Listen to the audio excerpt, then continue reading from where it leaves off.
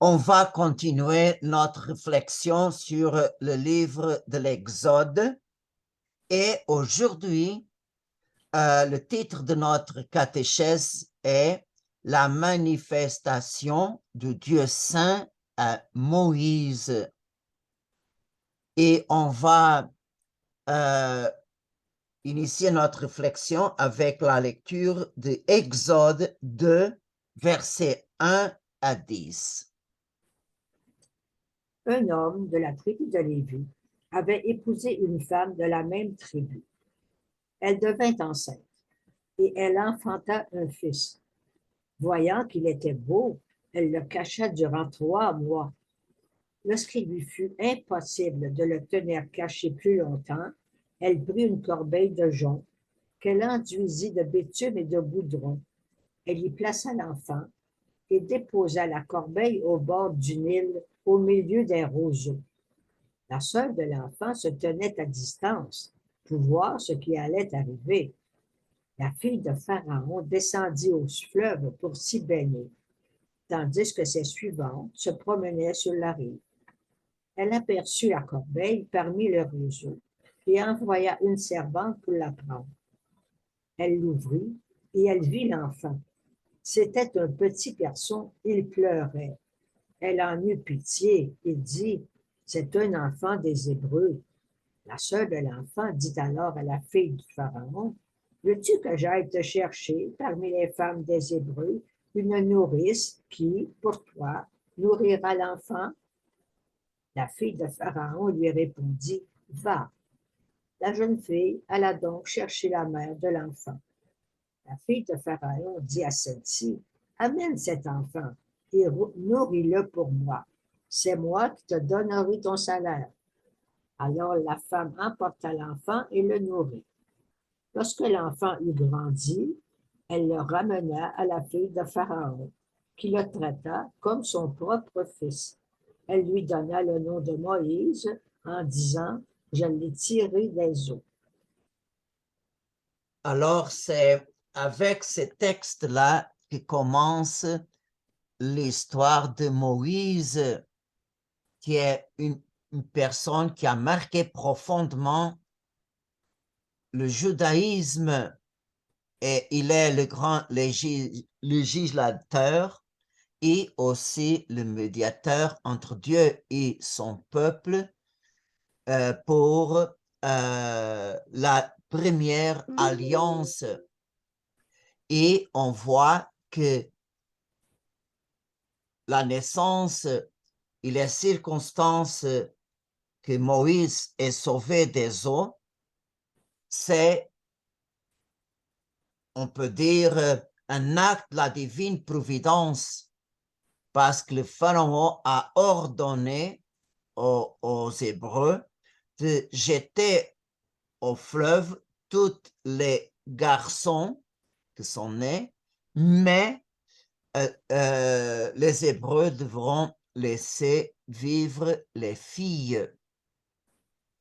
Alors, c'est à cause de cet ordre du Pharaon que Moïse est né et en même temps, il est sauvé.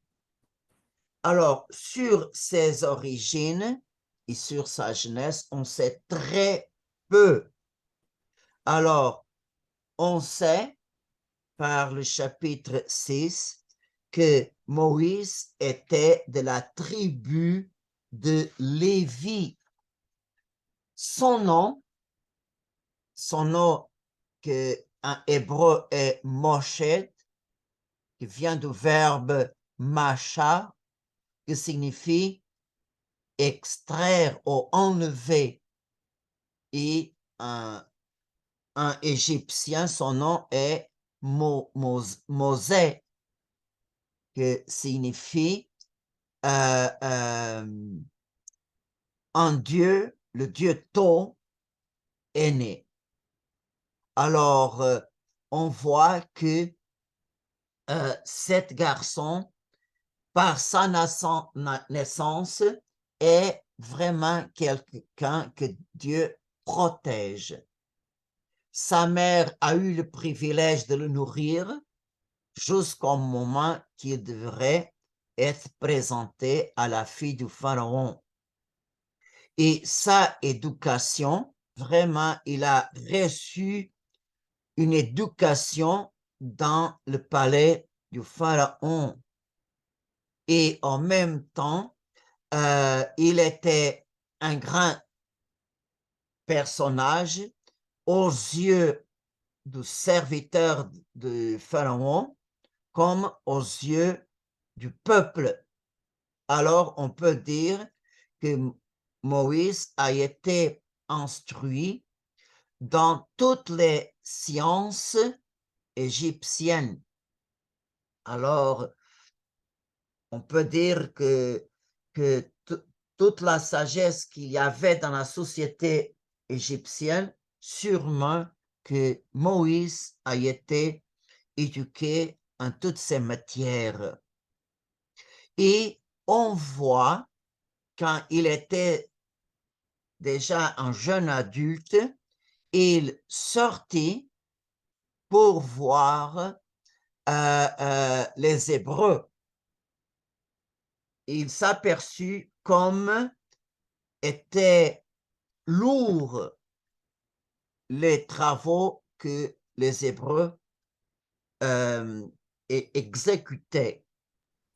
Et se passe un passage, un épisode vraiment curieux que Moïse a vu un Égyptien frapper un Hébreu et Moïse vraiment pensait que personne est en train de voir. Il a tué l'Égyptien, il a caché son corps et l'autre jour, il est sorti de nouveau, il a vu deux Hébreux avec une grande chicane. Il a posé la question, pourquoi vous discutez? Et un des Hébreux dit, est-ce que tu vas nous tuer comme tu as fait aux Égyptiens? Et alors, Moïse a eu peur que le meurtre qu'il avait commis, c'était une chose publique. Et vraiment, il sort de l'Égypte pour sauver sa peau. Et c'est vrai que cet épisode que Moïse a tué un Égyptien arrive pour se savoir. Selon ma interprétation personnelle, peut-être l'Hébreu qui était sauvé par Moïse, il a compté à ses compatriotes comme Moïse l'a défendu. Et alors, c'est pour ça que cet événement commence à être public. Alors, on voit que les Hébreux trouvent quelque chose étrange ou exceptionnel comme un homme de la cour du Pharaon prendre la défense d'un Hébreu. Et alors, c'est pour ça que cet événement est connu. Mais les Hébreux, quand ils se chicanaient, vraiment, ils sont, comment dire, ils prirent la défense, accusant Moïse, et tu as tué un Égyptien, on sait. Et c'est pour ça que vraiment, Moïse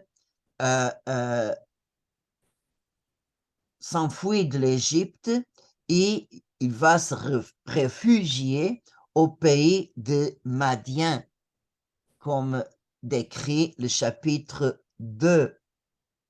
Alors, Madian, selon l'opinion de quelques auteurs, disent que Madian se situe en Arabie, au sud d'Édom, à l'est du golfe arabo-persique. alors d'autres montrent que les Madianites étaient un peuple nomade qui parcourait habituellement les routes de Palestine ou de la péninsule du Sinaï. Alors, on voit que selon les livres des Juifs, c'est au centre de la Terre Sainte que Gédéon vaincre les Madianites. Et selon le livre 1 des rois, rapporte que le prince d'Édom, fouillant vers l'Égypte, traversait Madian. Alors, on peut dire, avec toutes ces citations, que dans la péninsule du Sinaï, à l'est du désert de Pharan, et non à l'Arabie, qu'on doit situer Madian, où Dieu s'est révélé à Moïse. Alors, on voit comme la Sainte Écriture, ce n'est pas un livre géographie comme aujourd'hui on comprend la géographie, ni un livre d'histoire au sens d'aujourd'hui, mais c'est un livre religieux qui montre que Dieu est parmi nous en quelques événements. Alors, toute cette sorte d'opinion, par exemple, où se situe Madian, on voit que même dans la Bible, il y a plusieurs citations différentes de Madian. Mais si on voit le contexte, alors l'opinion plus correcte peut-être, c'est le territoire de Madian se situe dans la péninsule du Sinaï, à l'est du désert de Pharan. Alors, devra être là la manifestation de Moïse, la manifestation de Dieu à Moïse, qu'aujourd'hui on va réfléchir.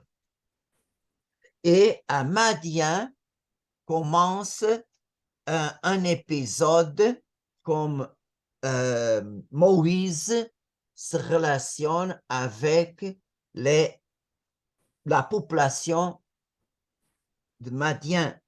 Alors, la première chose, c'est que Moïse, par sa charité et par son sens de justice, il prend la défense des plus faibles.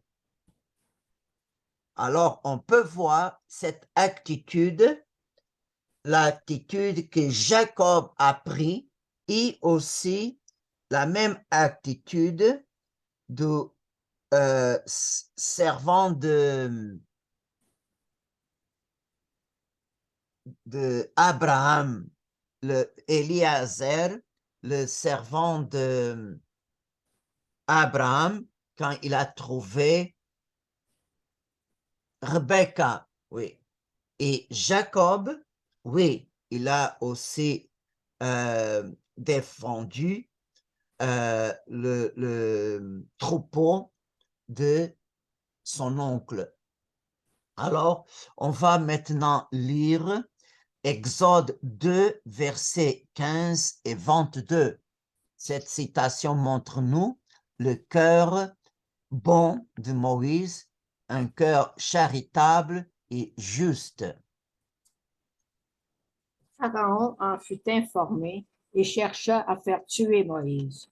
Celui-ci s'enfuit loin de Pharaon et habita en pays de Madian. Il vint s'asseoir près du puits. Le prêtre de Madian avait 7 filles. Elles allèrent puiser de l'eau et remplir les auges pour abreuver le troupeau de leur père. Des bergers survinrent et voulurent les chasser. Alors Moïse se leva pour leur porter secours et il abreuva leur troupeau. Elles retournèrent chez Réuel, leur père, qui leur dit, « Pourquoi êtes-vous revenus si tôt aujourd'hui? » Elles répondirent, « Un Égyptien nous a délivrés de la main des bergers.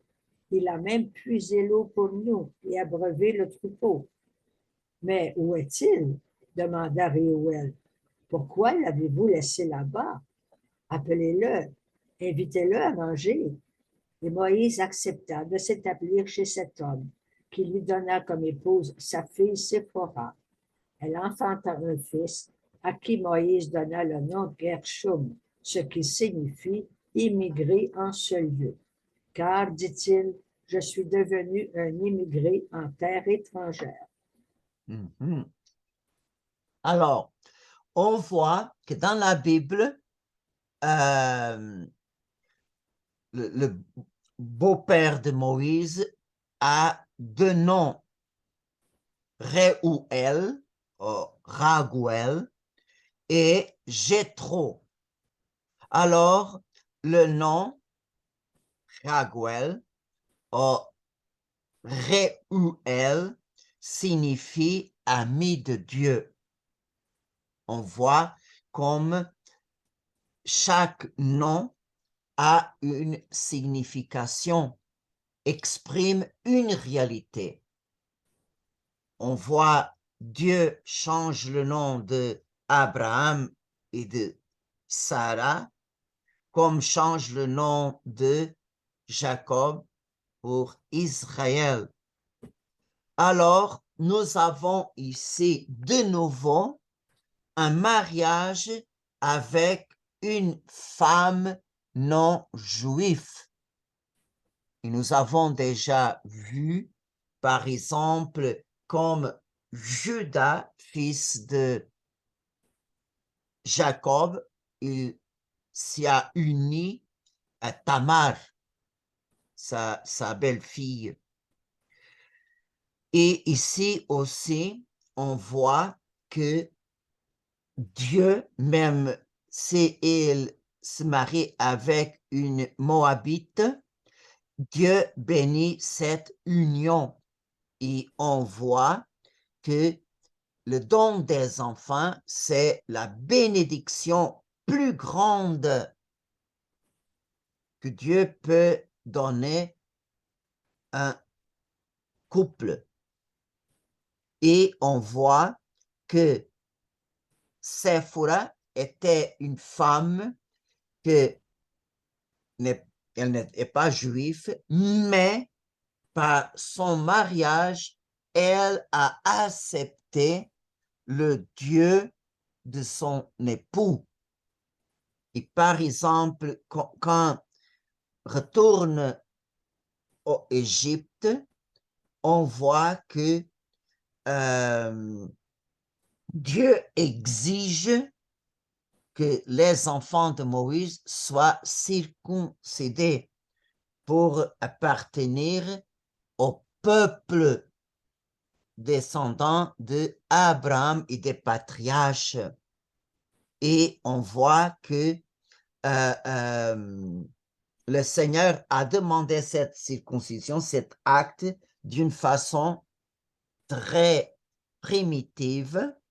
Alors, on voit le Seigneur a rencontré Moïse et chercha à le faire mourir.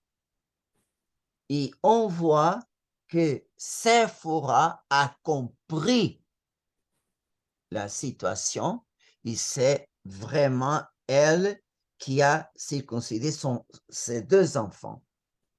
Et alors, on voit que le temps qu'il a passé à Madian, ce n'est pas seulement quelques jours. Pour avoir des enfants, le minimum, ça prend presque 2 ans. Et bien sûr que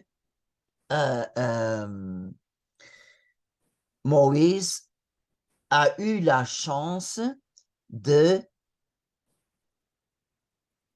entre guillemets, évangéliser son épouse sur les dieux des patriarches et l'alliance que Dieu a fait avec Abraham et sa descendance. Alors, on voit que c'est très important conserver le signe de l'alliance que Dieu a fait avec Abraham, et le signe de cette alliance est la circoncision. Et on voit, et c'est pour ça qu'il faut de nouveau aller au livre de la Genèse pour comprendre ces commandements. Alors, c'est Genèse 17, 12 à 14. À chaque génération, tous vos enfants mâles âgés de 8 jours seront circoncis. Les enfants nés dans la maison ou les enfants étrangers qui ne sont pas de ta descendance, mais sont acquis à prix d'argent. Nés dans la maison ou acquis à prix d'argent, tout mâle sera circoncis. Inscrite dans votre chair, mon alliance deviendra une alliance éternelle. L'incirconcision, le mâle dont la chair du prépuce n'aura pas été circoncise, celui-là sera retranché d'entre les siens. Il aura rompu mon alliance. Alors, c'est-à-dire que refuser la circoncision, c'était synonyme d'être banni entre les Hébreux. Alors, regardez comme les enfants qui sont nés dans la maison, par exemple, les enfants des esclaves ou les enfants des servants. Alors, le papa de famille les adopte comme ses enfants, et alors que tous les mâles devront être circoncis. Alors, on voit acquis à prix d'argent signifie les esclaves. Mais les esclaves commencent à faire part du peuple de Dieu par la circoncision. Et on voit tout ce que Dieu a annoncé à Abraham. Il y a Jacob. Alors, on voit qu'à Jacob, le Seigneur a dit, n'a pas peur de descendre à l'Égypte. Au moment précis, je irai à rencontre de ta descendance pour le conduire de nouveau à la terre promise. Alors, c'est événement, c'est un événement de la bonté de Dieu. C'est Dieu qui prend l'initiative. C'est le moment de grâce que Dieu choisit quand son peuple crie vers lui, crie à cause de sa souffrance. Alors, on voit qu'est-ce que le Seigneur a promis aux patriarches, 400 ans et quelque chose, Dieu réalise dans un moment historique en que son peuple vraiment était très opprimé. Alors, Dieu manifeste en deux passages comme il a une grande compassion. Alors, c'est son amour qui le pousse à agir.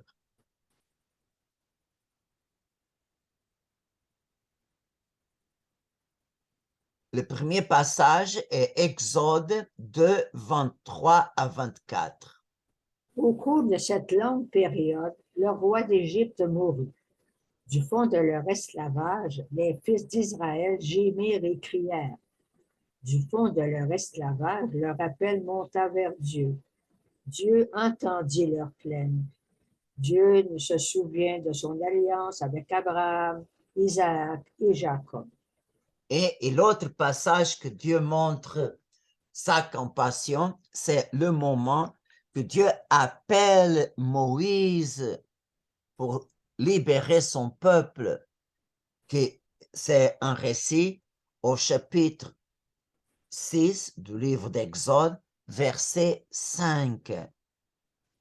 Lors de la confirmation de la vocation de Moïse, le Seigneur lui dit, « J'ai entendu la plainte des fils d'Israël réduits en esclavage par les Égyptiens, et je me suis souvenu de mon alliance. » Alors, on voit la manifestation de Dieu à Moïse se fait à travers de son ange. Alors, on voit que Dieu suit la même méthode, par exemple, qu'il a utilisée avec Abraham quand Dieu a demandé le sacrifice d'Isaac au mont Moria. Vraiment, quand Abraham irait sacrifier son fils, l'ange du Seigneur criait du ciel, « Moïse, Moïse ». Et quand l'ange commence à parler, c'est Dieu qui parle par la bouche de l'ange. C'est la même chose que se passe dans la théophanie de Moïse. Alors, cette théophanie commence de la façon suivante. Moïse était berger du troupeau de son beau-père Jéthro, prêtre de Madian. Il mena le troupeau au-delà du désert et parvint à la montagne de Dieu, à l'Horeb. L'ange du Seigneur lui apparut dans la flamme d'un buisson en feu. Moïse regarda, le buisson brûlait sans se consumer. Alors, Horeb est le mont de Dieu. Alors, dans le livre des récits historiques du livre de Deutéronome ou des livres des rois, il situe Horeb dans la montagne de Sinaï. Oui. Et le récit de cette manifestation continue de la façon suivante. Exode 3, versets 2 à 6. L'ange du Seigneur lui apparut dans la flamme d'un buisson à feu. Moïse regarda. Le buisson brûlait sans se consumer. Moïse se dit alors, « Je vais faire un détour pour voir si cette chose extraordinaire, pourquoi le buisson ne se consume-t-il pas? » Le Seigneur vit qu'il avait fait un détour pour voir, et Dieu l'appela du milieu du buisson. « Moïse, Moïse !» Il dit, « Me voici. » Dieu dit alors, « N'approche pas d'ici. Retire les sandales de tes pieds, car le lieu où tu te tiens est une terre sainte. » Et il déclara, « Je suis le Dieu de ton père, le Dieu d'Abraham, le Dieu d'Isaac, le Dieu de Jacob. » Moïse se voila le visage, car il craignait de porter son regard sur Dieu. Oui. Alors, on voit que dans quel passage de l'Ancien Testament, Dieu utilise son ange comme intermédiaire. Il a raison de cette procédure de Dieu, alors il explique par un passage biblique du livre d'Exode, exactement, au chapitre 23, versets 20 à 21. Et le Seigneur dit, Le Seigneur explique la raison de cette réalité. Je vais envoyer un ange devant toi pour te garder en chemin et te faire parvenir au lieu que je t'ai préparé. Respecte sa présence, écoute sa voix, ne lui résiste pas. Il ne te pardonnerait pas ta révolte, car mon nom est en lui. Mais si tu écoutes parfaitement sa voix, si tu fais tout ce que je dirai, je serai l'ennemi de tes ennemis et l'adversaire de tes adversaires. Mon ange marchera devant toi. regardez, par ces passages, le Seigneur nous ordonne 3 choses en relation à l'ange. Respecter sa présence, écouter sa voix et pas désobéir. Et pourquoi? Parce que Dieu est présent dans la personne de son ange. L'ange, parce qu'il n'a pas de péché, il n'existe pas dans l'ange un obstacle qui empêche Dieu d'agir en lui. Dieu, alors, actue par ses anges, comme Dieu parle par ses anges. Et si Dieu parle par son ange, alors on doit obéir. Et alors, il n'y a pas aucune contradiction dans la Bible que l'ange vraiment est apparu à Moïse sous la forme de feu et qui parle immédiatement, c'est le Seigneur par la bouche de l'ange. Alors, c'est un phénomène inhabituel, comme un buisson, un feu, ne se consomme pas. Ce n'est pas naturel, c'est quelque chose qui surpasse les lois de la création. Alors, on voit que cette manifestation, d'une part, fascine, c'est-à-dire elle attire, et c'est pour ça que Moïse s'approche. Mais en même temps, elle suscite une certaine crainte. Et c'est pour ça que Moïse, il a couvert le visage parce qu'il avait peur de regarder de Dieu. Qu'est-ce que ça veut dire ça? Quand Moïse se confronte avec cette manifestation, cette merveille que l'attire, mais en même temps, il prend la conscience de sa petitesse. Alors, on voit que Dieu manifeste sa majesté, et sa majesté nous attire, mais en même temps, on prend une conscience très claire comme je suis rien en face de Dieu. Alors, on voit que la sainteté de Dieu, vraiment, elle est la manifestation de son être. Alors, Dieu est saint. Et vraiment, on ne peut pas mélanger l'être de Dieu. Dieu est saint avec ses attributs. Quels sont les attributs de Dieu? Par exemple, sa justice, qui dans la Bible se manifeste plusieurs fois par la colère. Dieu donne un châtiment.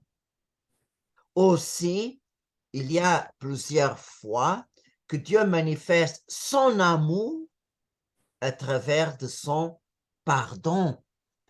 Dieu est amoureux quand il pardonne. Alors ça, c'est la manifestation de ses attributs. Mais Dieu comme Dieu, il est saint. Il est saint. Et on voit que la sainteté de Dieu manifeste que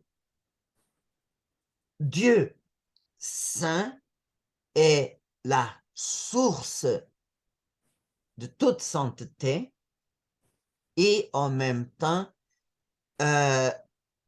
son nom, le nom qu'il a révélé à Moïse, je suis celui qui est, montre que la sainteté divine n'est pas criée. Elle est infinie, n'a pas de commencement, n'a pas de fin. Le Dieu saint est la source de l'être, toutes les créatures. Alors, Dieu a la vie en soi-même. Et la vie divine se manifeste par sa sainteté. Alors, on voit que notre Dieu se tourne comme une mère vers nous, pas à cause de nos mérites, mais parce qu'il est bon. Alors, on voit que Dieu, ce n'est pas une idée philosophique. Dieu vraiment est une réalité, un être qui est le commencement de l'être de toutes les créatures. Toutes les créatures sont parce que Dieu les a créées. Seulement Dieu a sa vie en lui-même. Et cette vie se manifeste par sa perfection à tous les niveaux. Alors, la perfection divine, c'est sa sainteté. Alors,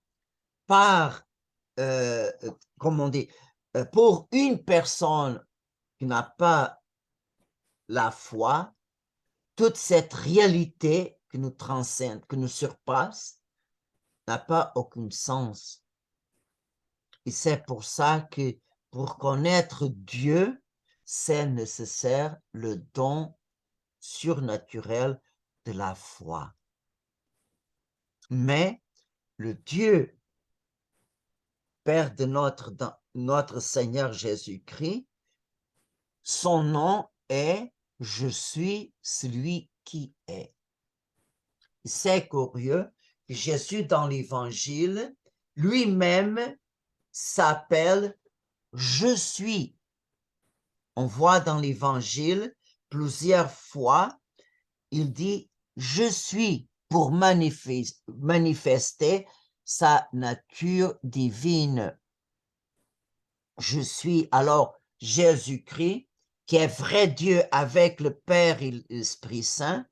Alors le nom « Je suis celui que je suis », alors qui est, alors c'est vraiment un nom commun pour les trois personnes divines qui expriment son être.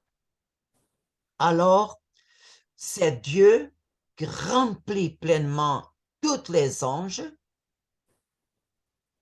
Les anges sont remplis de Dieu, c'est-à-dire ils sont complètement immerses dans la lumière de la sainteté de Dieu. Vraiment, on peut dire, qu'est-ce que c'est la vision béatifique? la vision béatifique, ce n'est pas seulement la contemplation de Dieu face à face, comme est aussi les êtres dans le ciel sont complètement immerses dans la sainteté divine qui les attire d'une telle façon qu'ils ne peuvent pas se séparer de Dieu. Et c'est pour ça que les anges au ciel ne peuvent pas pécher. Alors, ils ont reçu avec la vision béatifique, ils ont reçu aussi la grâce, le don de maintenir son état immaculé. Alors, sa volonté toujours est unie à la volonté de Dieu. Alors, on voit que cette sainteté les attire, mais en même temps, les anges toujours se maintiennent devant Dieu dans une attitude de humilité. Et on peut comprendre l'écrit de Saint Michel, qui est comme Dieu en face de l'orgueil de Lucifer, qui est comme moi. Et on voit que au moment de la vocation d'Isaïe au temple, il a contemplé entre les séraphins exactement cette attitude que je viens d'exprimer. D'une façon, ils sont attirés vers Dieu, mais l'autre côté, il vraiment exprime l'humilité de son être exactement comme Moïse. Moïse cache son visage par son manteau. Et maintenant, on va terminer notre réflexion avec le passage d'Isaïe 6, 2, 3, qui vraiment nous aide à comprendre devant le Dieu saint ces deux attitudes. Une fois nous attire et d'autres fois vraiment on reste humble devant Dieu. L'année de la mort du roi Osias, je vis le Seigneur qui siégeait sur un trône très élevé. Les pans de son manteau remplissaient le temple. Des séraphins se tenaient au-dessus de lui. Il avait chacun 6 ailes, 2 pour se couvrir le visage, 2 pour se couvrir les pieds et 2 pour voler.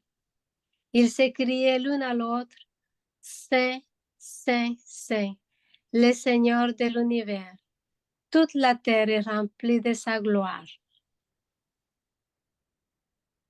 Amen. Amen.